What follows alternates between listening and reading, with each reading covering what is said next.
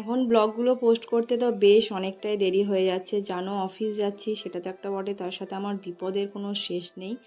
অন্য কোনো একটা ব্লগে তোমাদের সাথে সেটা শেয়ার করব। আজ হচ্ছে রবিবার, ছিলাম হচ্ছে করঙ্গপাড়াতে। আজকে যাচ্ছি রানীগঞ্জে খাটু শ্যাম মন্দিরে। তো দেখো রেডি হয়ে গেছি, আর সেদিনকে মারাত্মক গরম ছিল, তো আমি কটনের এই কুর্তিটা পরেছি, বেশ কমফোর্টেবল ছিল।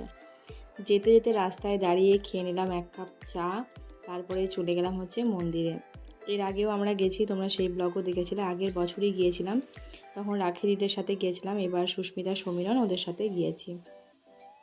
আর যাওয়ার পর যখন গেলাম মন্দিরে তখন বেশ সুন্দর হাওয়া দিচ্ছিল, তোমরা দেখে বুঝতেই পারছো যে কতটা হাওয়া দিচ্ছিল, বেশ কিন্তু ভালো লাগছিল।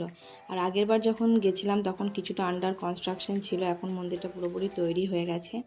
আর আমরা কিন্তু বেশ অনেকক্ষণ ছিলাম, বসেছিলাম, বেশ ভালো লাগছিল। কারণ এরকম কোনো মন্দিরে গেলে বসে থাকলে মানে একটা আলাদাই কিন্তু অনুভূতি হয়, তো খুবই ভালো লাগে আর কি। তো বেশ অনেকক্ষণ বসে তারপরে মন্দির থেকে বেরোলাম।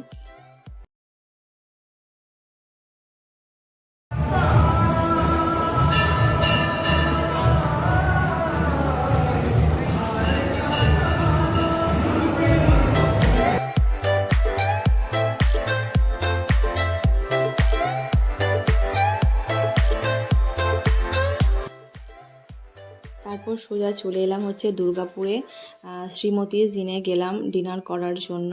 ব্যাস ডিনার করে চলে এলাম বাড়ি। তো আজকের এই মিনি ব্লগটা এতটা পর্যন্তই, দেখা হচ্ছে নেক্সট ব্লগে। ভালো থেকো বন্ধুরা, বাই।